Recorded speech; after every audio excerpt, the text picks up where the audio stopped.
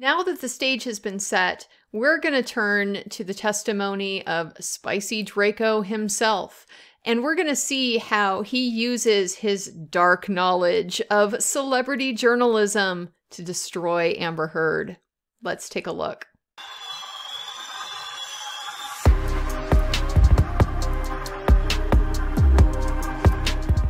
When Morgan Tremaine first gets on the stand on day 22 of the trial, Johnny Depp has just finished his rebuttal testimony. So a lot of the energy in the room is still caught up and focused on Johnny. He has that charisma that just draws all the eyes, all the focus onto him.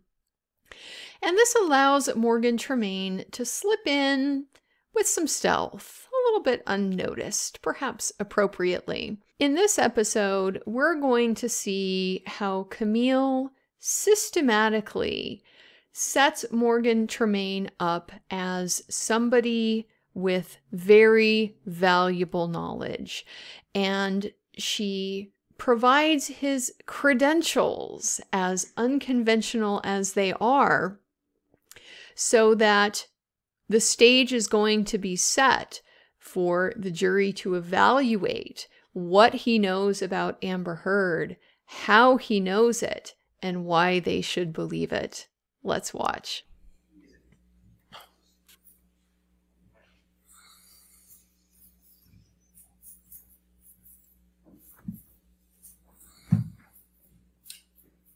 Yes, ma'am. Good afternoon, Mr. Tremaine. Hello? Would you please state your full name for the record? Morgan Cliff Tremaine. And what do you do for a living? I produce esports events and design video games. And in 2016, what did you do for a living? I worked as the field assignment manager at TMZ. What is TMZ? TMZ is an entertainment news website and television show. We're going to stop right here after just a few seconds to get our initial impressions of Morgan Tremaine. Now, first off, the look. I mean, he calls himself Spicy Draco, and I mean, does he lean into it or does he lean into it? This is a man on a mission. I love the suit with the charcoal gray, the black on black.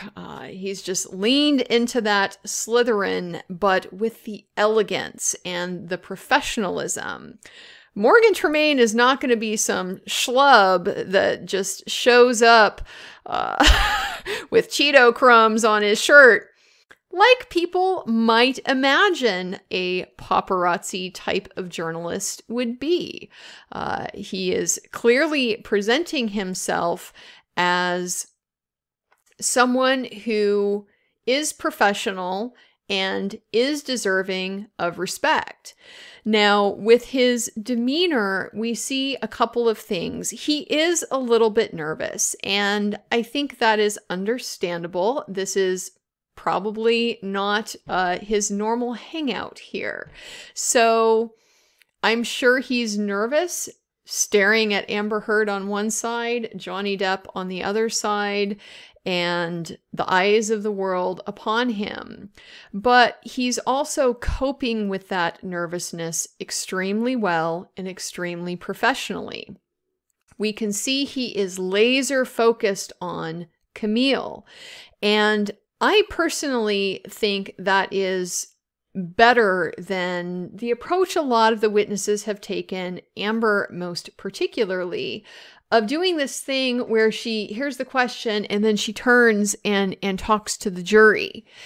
There's a couple reasons why I don't like that. Cops do this a lot in a trial. It's like they teach them to do that in the academy or something. And I understand the reasoning behind it. The idea is, well, the jury is the one who's going to be making the decision, so you want to go ahead and just talk to them because they're the ones that matter. But the problem is the jury isn't part of the conversation. It's Camille who is driving the conversation. And so it just ends up coming off as kind of artificial to not be talking back to the person who is talking to you, and instead taking this question from a person over here and delivering it to some people over there who aren't conversing back. So he isn't forcing himself into this contrived delivery that some of the more rehearsed and theatrical witnesses have done. Instead, he is paying close attention to the specific question that is being asked. He is following it very carefully. I would expect that Camille has probably instructed him to do that. It is her responsibility to guide him through this process and elicit the information that she needs from him. And he is being very compliant with that instruction. Let's see how he does. And what were your responsibilities as a field assignment manager for TMZ? I was the go-between the news desk in the office and the reporters in the field, which you might know as paparazzi. And so there we have the first time that he has turned over and addressed the jury. And he did it just for this one comment that you might know as the paparazzi. Now, this is kind of the, I don't want to say mea culpa, but it's the introduction to Morgan Tremaine. This is his role in this trial.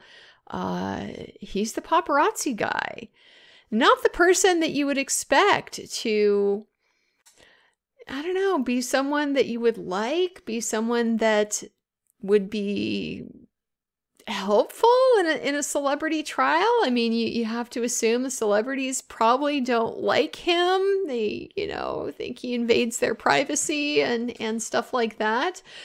So the fact that Morgan Tremaine addresses that specific comment to the jury, I think is a way of trying to assert control, kind of calm them that, yeah, it's paparazzi, but it's okay. It's not a terrible thing. It's not a sin. It's just a thing that I did. You will know it as that. I'm not ashamed of that.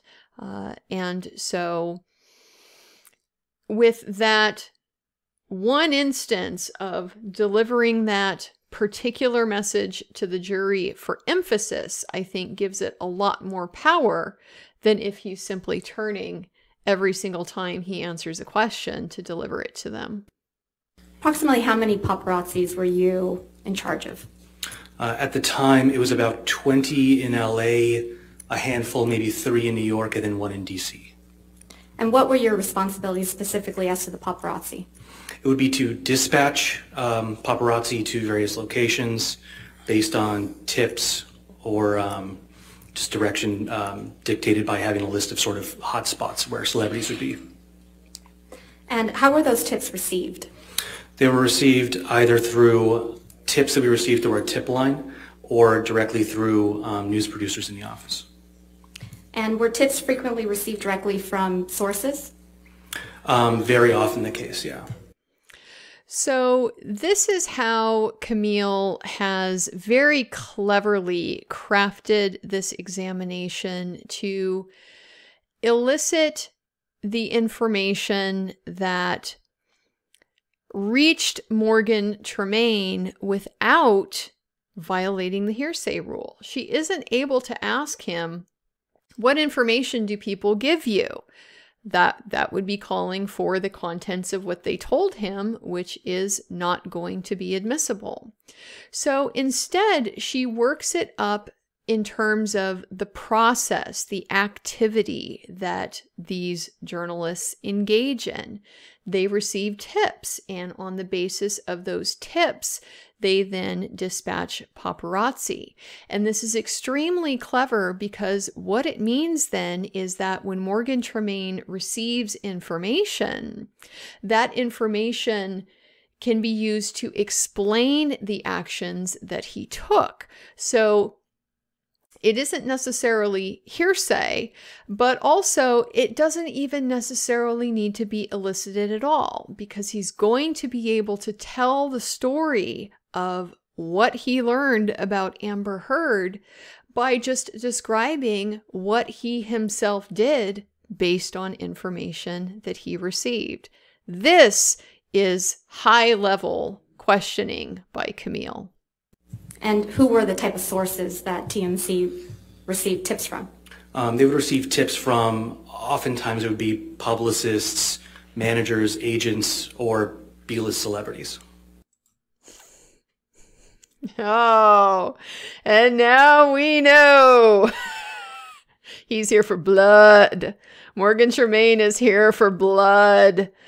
Oh, this comment, it didn't get nearly as much recognition and credit as it deserved, with that sideways glance over to Amber Heard's table and B-list celebrities.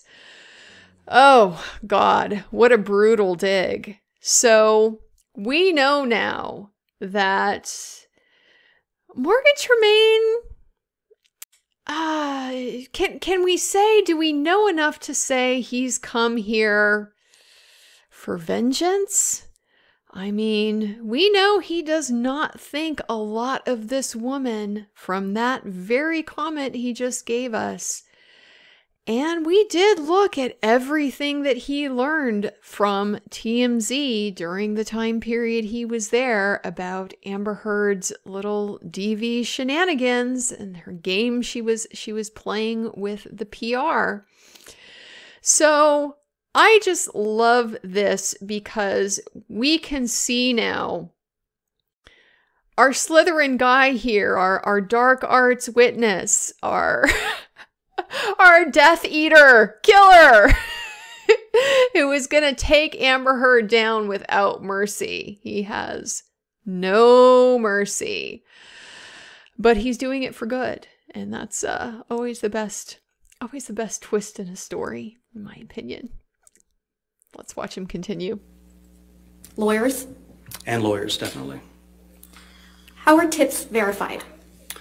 Tips are verified by an extensive process. If they come in through our tip line, we have to verify who sent it, that the source is truthful, and so they have to add their contact information, which is a field in that on that website for like name, phone number, things like that.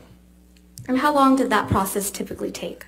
If we receive a tip through the tip line, it could take a while, because that would need to be, if it was a tip, we would need to verify it. If it was media, such as photos or videos, that would need to be extensively verified to ensure that the person sending it is the copyright holder and that we would have the legal ability to air it and distribute it.